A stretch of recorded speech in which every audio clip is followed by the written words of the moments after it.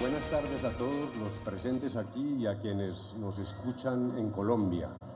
En primer lugar, este es un día, me atrevo a decir que histórico. A veces los colombianos abusamos de esa palabra, pero en este caso creo que es la utilización correcta. Hemos suscrito 4 pilares básicos para lograr el acuerdo final y poner en marcha una etapa que arraigue una paz firme y duradera en Colombia. En primer lugar, reglas para el cese de fuego y de hostilidades, bilateral y definitivo. La decisión que comienza a partir de hoy es que ingresa Naciones Unidas y el mecanismo tripartito a hacer presencia en el territorio colombiano, al cabo de lo cual se pondrá en vigor el cese del fuego. Cada palabra pesa, no es solo cese de las operaciones militares, es cese de las hostilidades. Todos los actos que afectan a la población civil en ese momento quedan absolutamente erradicados del panorama nacional.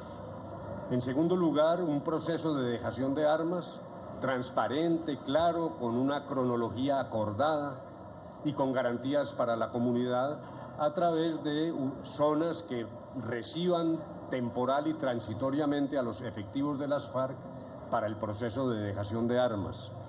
Siempre prometimos que habría dejación de armas. Hubo una discusión en Colombia que hoy queda absolutamente zanjada. La dejación de armas implica la entrega de la totalidad del armamento a Naciones Unidas, que es una entidad que brinda garantías a todos. Es una entrega irreversible de las armas para poner fin a la mezcla de política y armas en Colombia. Un esquema orgánico, articulado, profundo de seguridad para quienes dejen las armas, de tal manera que, con base en decisiones muy concretas que van desde instrumentos para que el propio presidente de la República garantice la lucha contra las bandas criminales y contra las personas que arriesguen la vida, tanto de quienes dejan las armas como de defensores de derechos humanos, de quienes ejercen la política.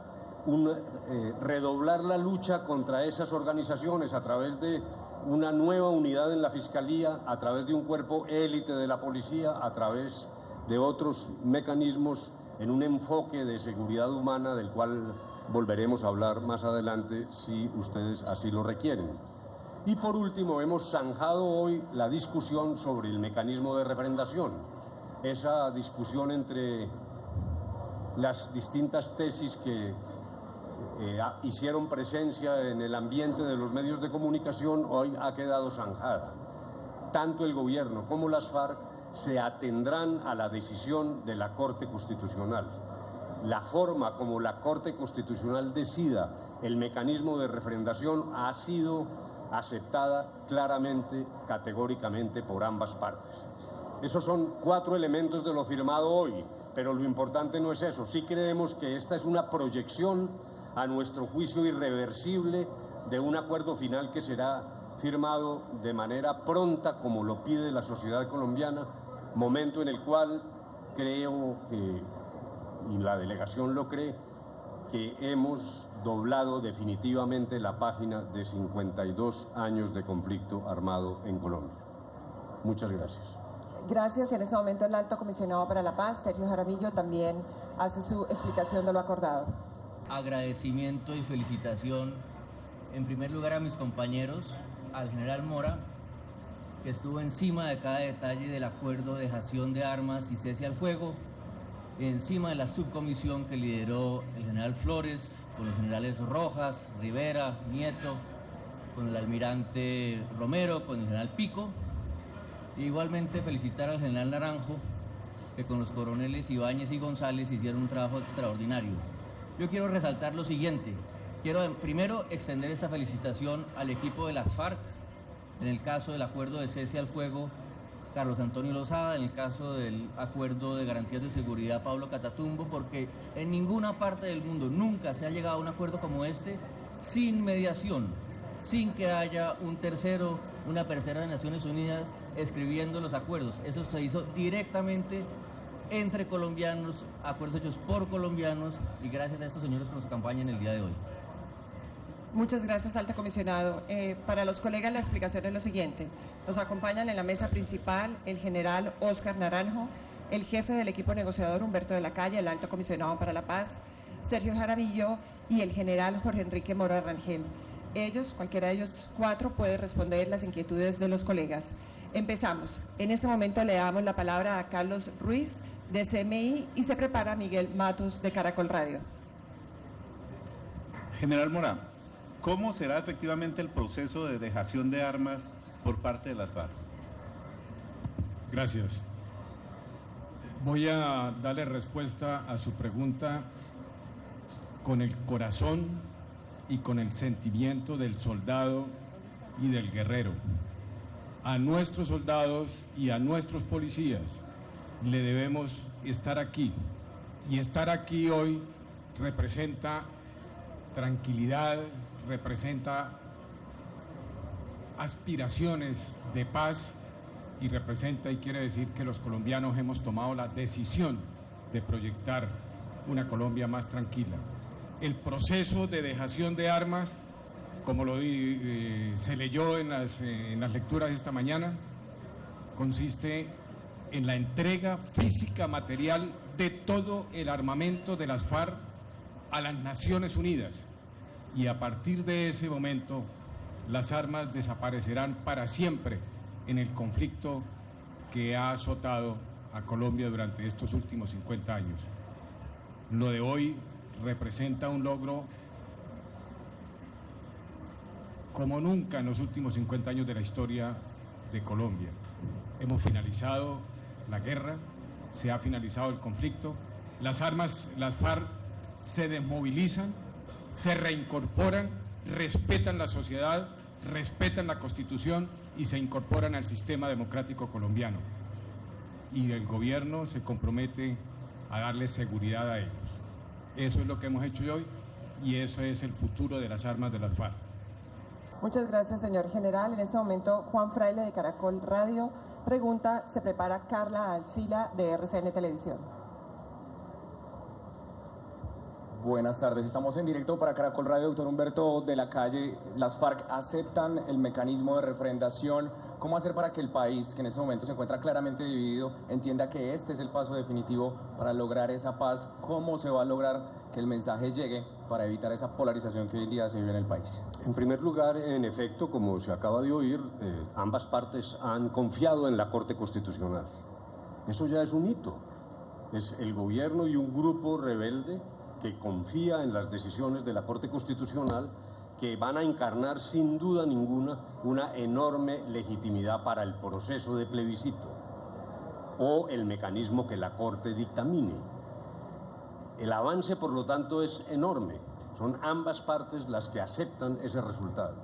Por lo tanto, como usted lo señala, Juan, también debería esto producir una aceptación de los colombianos, de todos los colombianos, respecto al método de consulta y a la decisión que tomen los colombianos. Hay polarización, como usted lo dice. La polarización y el disenso es parte de la democracia. Me parece que es legítimo que haya personas que están en desacuerdo con lo que estamos haciendo aquí. Pero mi llamado es a que, a partir justamente, como usted lo dice, de que ambas partes en La Habana aceptan lo que diga la Corte, que todos los colombianos aceptemos ese procedimiento y respetemos su resultado. La democracia es construir sobre el disenso. No estaremos de acuerdo todos los colombianos, pero sí tendremos que estar de acuerdo en un resultado mayoritario legitimado por la decisión de hoy y, lo repito, por el dictamen final de una Corte Constitucional independiente que le dará un aval jurídico a lo que allí se determine. Gracias, doctor de la Calle. Le damos a dar la palabra a Carla Arcila, de RCN Televisión. Se prepara Andrea Rodríguez, de la agencia AP. Como bajita. Muy buenas tardes a todos los miembros de la delegación y gracias por responder estas preguntas. Me gustaría que aclararan el tema de las zonas de ubicación, en total cuántas zonas son, cuál es la diferencia entre zona veredal y campamento y dónde estarán ubicadas estas zonas. Muchas gracias. Para quien consideren que puede ser para el general, pero para quien consideren que tenga la respuesta precisa. Bueno, lo que acordaron los generales y la delegación de las FARC en la subcomisión técnica es que habrá 23 zonas que hemos llamado zonas veredales transitorias de normalización y 8 campamentos que son puntos. Una zona puede tener más de un campamento, puede tener 1, 2, 3, 4 campamentos. Lo que se llaman campamentos son unos puntos adicionales en lugares muy distantes de la geografía donde no tenía sentido establecer una zona de ese tamaño ni se podían congregar suficientes hombres de las FARC. Sobre el tamaño de las zonas se acordó que tendrán el tamaño de una vereda. En caso de que la vereda sea muy pequeña, se puede considerar que sea más grande. En caso de que la vereda sea muy grande, se considera que sea más pequeña. Lo importante es que, de acuerdo con accidentes geográficos del territorio, se establecerá el tamaño racional de esa zona y también con un criterio de verificabilidad. Es decir, la misión especial de Naciones Unidas con el mecanismo tripartito tiene que poder verificar de manera razonable esa zona. Y si pensamos que en Colombia hay 42.000 veredas o más, pues 23 zonas en 23 veredas creemos que es un resultado razonable para el proceso. El dónde se está en este momento discutiendo, hay unas aproximaciones ya muy grandes, pero justamente por lo que hay que hacer este estudio casi que topográfico de mirar exactamente las condiciones de cada vereda, aún los equipos continúan en eso y yo pensaría, me atrevo a decir, doctor de la Calle, que en no mucho tiempo debería ser posible tener un anuncio sobre el dónde. Damos paso a Andrea Rodríguez de AP. Se prepara Fabiola López de Telesur.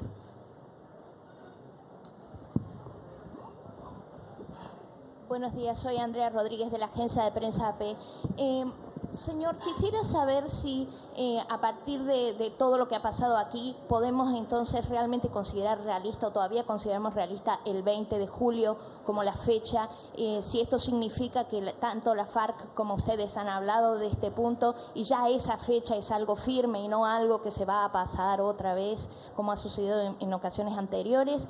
Y también en torno a lo que usted dijo sobre la refrendación, hay que asumir entonces que el gobierno abandonó la vía del referendo y la FARC abandonó la constituyente como forma de refrendación, o esto es algo que todavía no está claro a pesar de lo que diga esta Corte Internacional. ¿Este es un punto cerrado, el de la refrendación? Gracias. Bueno, sobre lo primero no, de fechas no hablamos. Claro, hay colombianos que aspiran a que esto ocurra muy rápidamente. El presidente hace poco manifestó un deseo, pero no queremos tener plazos fatales. Ambas partes, lo oímos hoy de boca tanto del jefe del Estado como de Timo León Jiménez, tienen interés en que muy rápidamente logremos un acuerdo final y somos capaces de predecir que eso es lo que va a ocurrir. Pero nosotros no nos casamos con fechas, no queremos generar una expectativa de esa naturaleza. Sobre la segunda pregunta, no. Lo que hoy está examinando la Corte Constitucional es una ley de un plebiscito para la paz. Eso es lo que hay sobre el tapete de la Corte. Lo que ambas partes han dicho, y yo quiero exaltar lo que significa que una guerrilla en armas acepte una decisión de la Corte Constitucional, lo que ambas partes han dicho hoy es que el resultado de lo que decida la Corte es el mecanismo de refrendación aceptado por ellas y hacemos un llamado a que sea aceptado por los colombianos. En ese sentido, no es que el gobierno haya descartado un método, no estamos hablando de eso, estamos hablando de cómo las partes han convenido que el dictamen de la Corte Constitucional es definitivo y eso cierra esa polémica entre ambas partes. Gracias, doctor de la Calle. Pregunta en este momento Fabiola López de Telesur y se prepara Fernando Barona de RCN Radio. Buenas tardes. Está claro que la intención de las partes es llegar cuanto antes a un acuerdo final. Timochenko decía hace unos instantes en su discurso que debía cumplirse un tiempo prudencial para llegar al acuerdo final. Pero hoy, concretamente, ¿cuáles son los pendientes y cuáles son las divergencias que existen entre la FARC y el gobierno que hacen que tenga que recorrerse este espacio prudencial para llegar a la firma del acuerdo final? Hay unos temas por resolver. En primer lugar, tenemos cuestiones relacionadas con mecanismos de implementación. El punto 6 habla de refrendación e implementación. Ya he explicado cómo la refrendación está convenida. La implementación tiene que ser discutida. ¿Cómo vamos a trabajar en el desarrollo eficaz de lo acordado? El papel de las FARC, mecanismos para los desarrollos legislativos también, que serán abundantes, para llevar a la práctica, además, a través de decisiones de políticas públicas, en un proceso de participación con presencia de las FARC, lo acordado. Algún tipo también de verificación, mecanismos internacionales que garanticen que estamos cumpliendo, que ambas partes cumplen lo acordado. Por lo tanto, es una parte del punto 6 que aún falta. Luego tenemos unas decisiones sobre el ingreso de las FARC como partido político. Allí habrá que tomar medidas que fomenten, que faciliten el paso al ejercicio de la política sin armas, que es en esencia lo que significa el propósito y la estrella polar de este proceso. Hay aún, por lo tanto, repito, para abreviar, temas importantes. Han quedado unos elementos o temas que en la jerga llamamos asteriscos, que ambas partes hemos dejado pendientes, ya hemos venido resolviendo muchos y hay que terminar ese proceso. Luego realmente falta un trabajo importante, pero lo que me parece que hay que resaltar hoy es que creo que ambas partes y los jefes de Estado que estuvieron aquí presentes, que el proceso es irreversible, que vamos a tener discusiones, claro está, hay diferencias, claro está, pero francamente este es un anuncio definitivo de que el acuerdo final será una realidad. Muchas gracias. En este momento pregunta Natalio Cosoy de la BBC y se prepara Claudia Palacios de Canal Capital. Hola, hay una pregunta para los generales y luego dos cortitas para quien la quiera responder. Sobre el cuerpo mixto para protección de los integrantes de la FARC, ¿cómo va a funcionar eso? ¿Qué quiere decir mixto? ¿Qué rol van a tener? Si van a tener los integrantes de la FARC. ¿Y qué rol va a tener Estados Unidos, que dijo que iba a contribuir en ese sentido para proteger a los integrantes de la FARC que se desarman? Y las dos generales es dónde estarán los monumentos, para quien la quiera responder. ¿Y qué posibilidades hay de que el cese bilateral comience antes de la firma? Bueno, muchas gracias.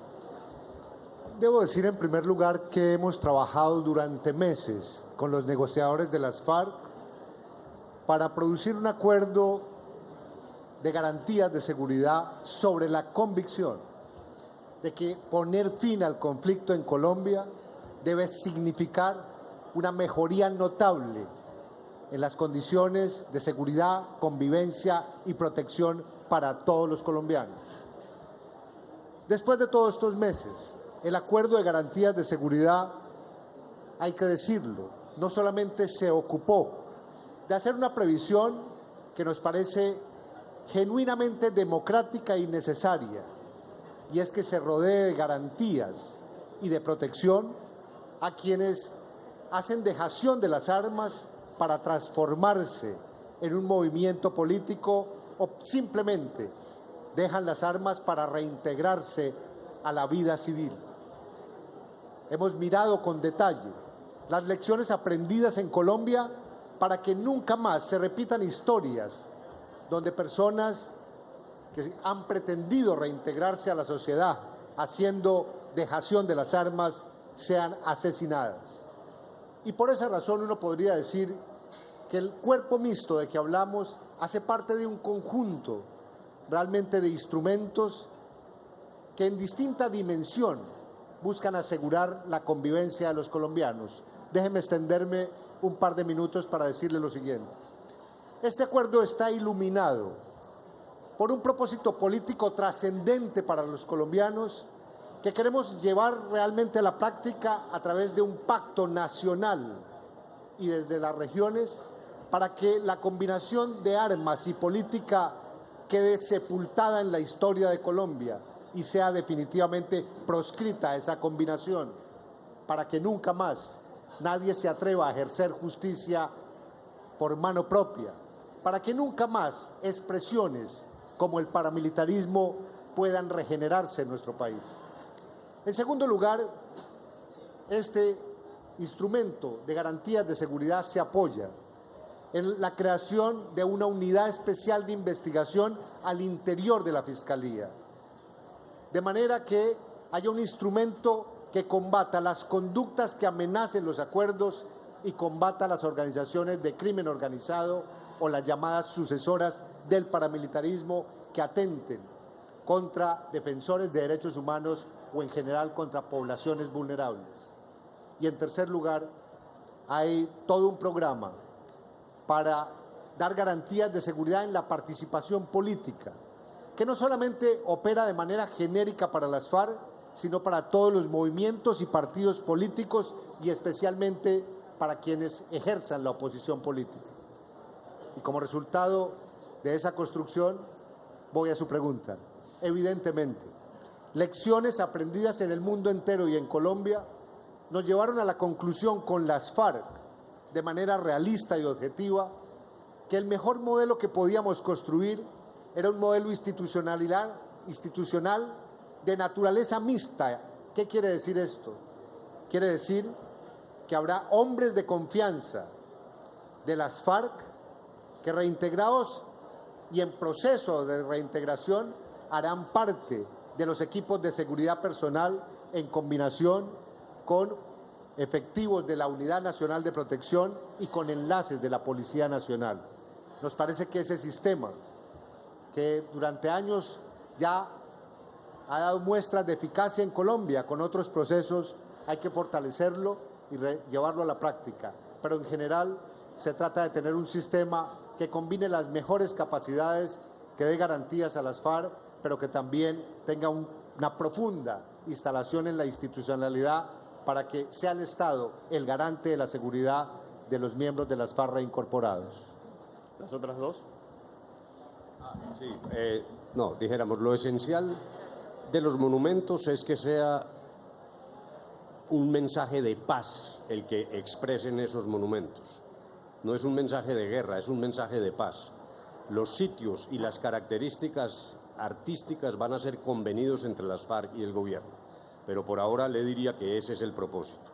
Y en segundo lugar, el presidente de la República ha señalado que si se dan las condiciones de verificación, monitoreo, organización y despliegue del mecanismo tripartito, podría adelantarse el cese del fuego en relación con la fecha del acuerdo final. Eso existe como posibilidad. Sin embargo, como ambas partes confiamos en que el acuerdo final debe ser suscrito prontamente, es muy probable que la fecha sea la misma. Luego, simplemente quiero decir que existe la posibilidad, pero no estoy haciendo una predicción sobre ese punto. Finalmente, lo que sí sabemos es que más tarde, la fecha más tarde para el cese del fuego sería la firma del acuerdo final. Muchas gracias. Pregunta en este momento Claudia Palacios de Canal Capital y se prepara Laura Becker del Granma. Gracias. Señores negociadores, dos temas. Uno, el que tiene que ver con el plebiscito. Ahorita el balón está en la cancha de la Corte Constitucional. ¿Qué llamado le hacen ustedes a la Corte? ¿Está ya entonces la Corte con una obligación moral de decir sí al plebiscito? En caso de que diga que no, ¿el gobierno sigue comprometido con algún tipo de refrendación y cuál sería? Esa es la primera pregunta. Y la segunda pregunta tiene que ver con la dejación de las armas. Cuando hablamos de dejación de las armas y fin de las hostilidades, hablamos de fin de la extorsión o lo que las FARC llaman impuestos y de entrega de municiones, explosivos, todo tipo de cosas, o solamente pistolas y fusiles. La primera pregunta. Nosotros no le hacemos ningún llamado a la Corte. Respetamos lo que decida. Lo que han dicho las partes es lo que usted decida lo acogemos como el mecanismo de refrendación.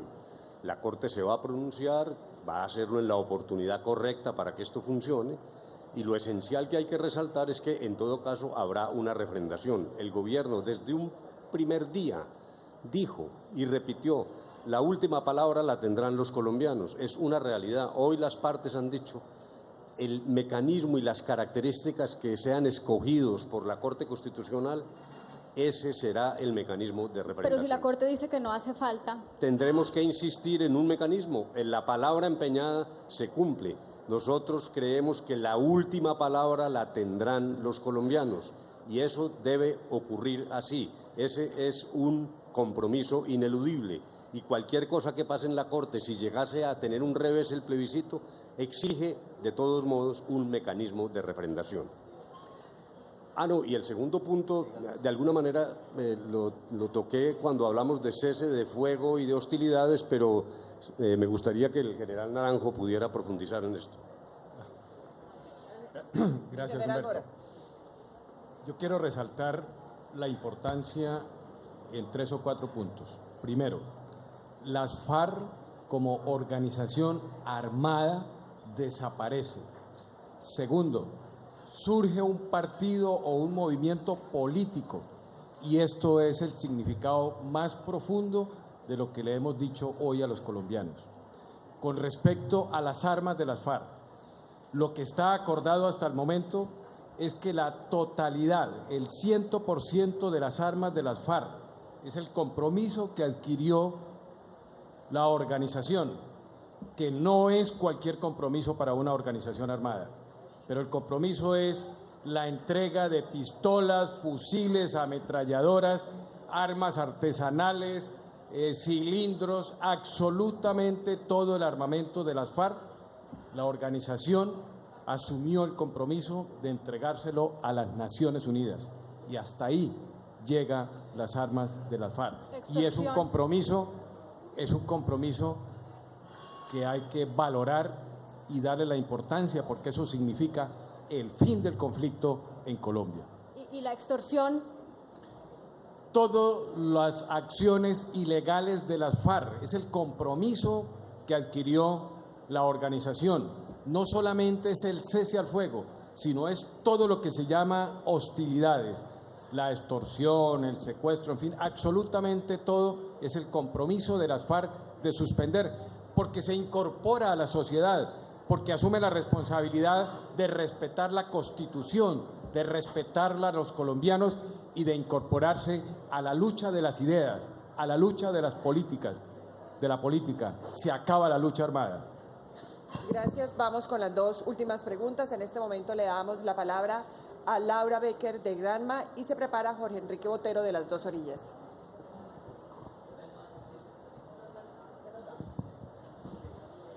Buenas tardes. Queríamos saber la valoración del gobierno colombiano respecto al papel de la región en este proceso de paz y específicamente el papel de Cuba como sede permanente de los diálogos y de su aporte en otros procesos anteriores. Muchas gracias. Voy a comenzar a responder y luego le pediré a Sergio Jaramillo, que estuvo en la etapa secreta aquí en Cuba, que colabore con mi respuesta. En primer lugar, no nos fatigaremos de agradecer el apoyo de los países garantes, de Cuba y de Noruega, y en particular de Cuba, no solo por el cariño con el que nos han tratado aquí, es que ya estamos llegando a 4 años y realmente nos sentimos muy compenetrados con la suerte y el futuro del pueblo cubano. Su gobierno ha actuado con un enorme profesionalismo, con absoluta independencia, con respeto por ambas partes. Y Noruega igualmente ha aportado una muy valiosa experiencia en este tipo de procesos. Por su parte, Chile y Venezuela han colaborado permanentemente en su condición de países acompañantes, lo cual agradecemos también vivamente. Nosotros creemos que su presencia significa que el impacto regional del proceso de paz en Colombia y de la decisión que se ha tomado hoy es trascendental, que va más allá de las fronteras de nuestro territorio, que es la región toda la que está acompañando a Colombia en estas decisiones. Y no solo la región, el apoyo internacional al proceso ha sido realmente enorme. De todo el mundo recibimos voces de aliento, pero en todo caso, desde el punto de vista, además, de la estabilización de la paz en la región, la decisión de hoy creemos que es extraordinariamente importante y tendrá consecuencias benéficas para ella misma, para la región. Dos palabras tal vez sobre el papel de los países garantes y la región. En el segundo semestre finales del 2010, el presidente Santos, luego de una discusión, me dio la instrucción de hablar tanto con el embajador de Cuba como con el representante de Noruega para solicitarles si estaban dispuestos a apoyarnos en este proceso.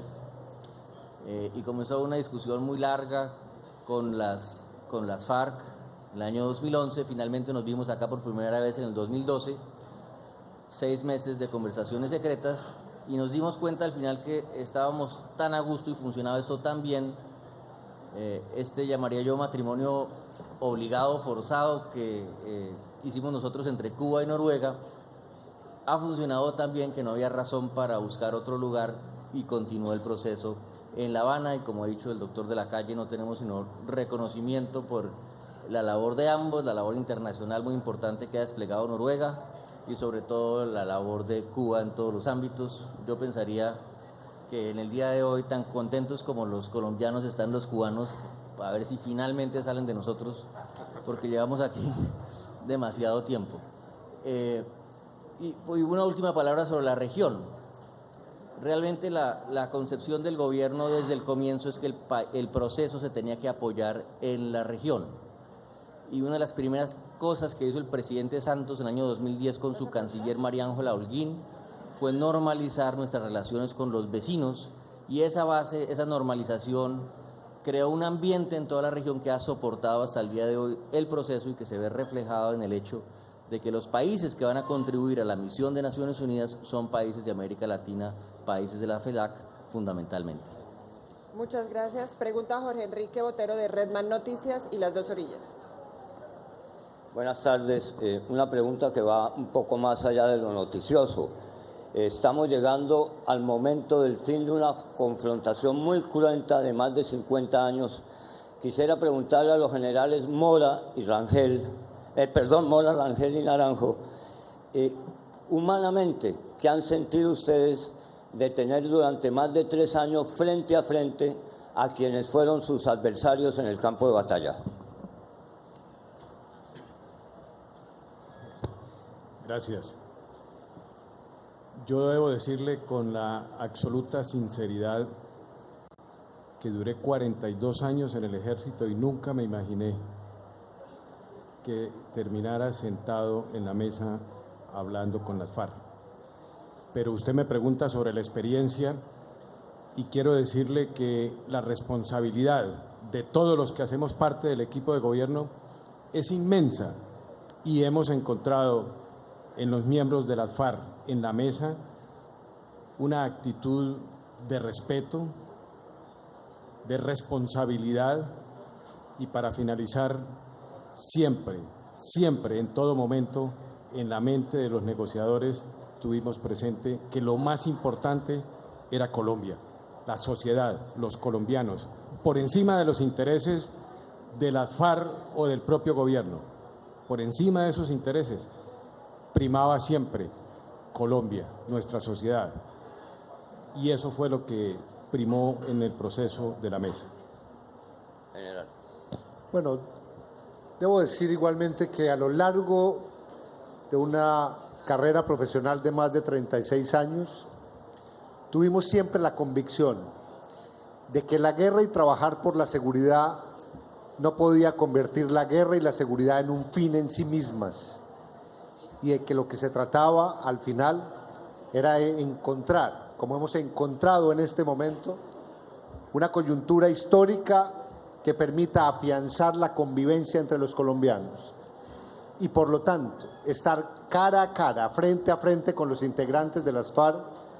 Lo interpretamos como una oportunidad maravillosa para que nunca haya más víctimas en Colombia. Y debo decir que después de estos 3 años, hemos encontrado en los plenipotenciarios negociadores de las FARC seriedad, responsabilidad y respeto. Y por lo tanto, lo que yo diría en este momento, ciertamente histórico, como lo mencionó el doctor Humberto de la Calle, es que los colombianos todos estamos hoy llamados a valorar lo que significa esta decisión de una organización rebelde, insurgente, que por más de 50 años empuñó las armas y que hoy le está diciendo al mundo entero que está asumiendo la responsabilidad de adherir a los principios y valores democráticos, porque como lo dijo Timoleón Jiménez, llegó la hora de hacer política sin armas. Voy a complementar la respuesta a Granma, porque en el tema del panorama internacional también quisiera resaltar la ayuda de Estados Unidos a través del señor Aronson y de la Unión Europea a través del señor Gilmore, a quienes también enviamos una nota de reconocimiento.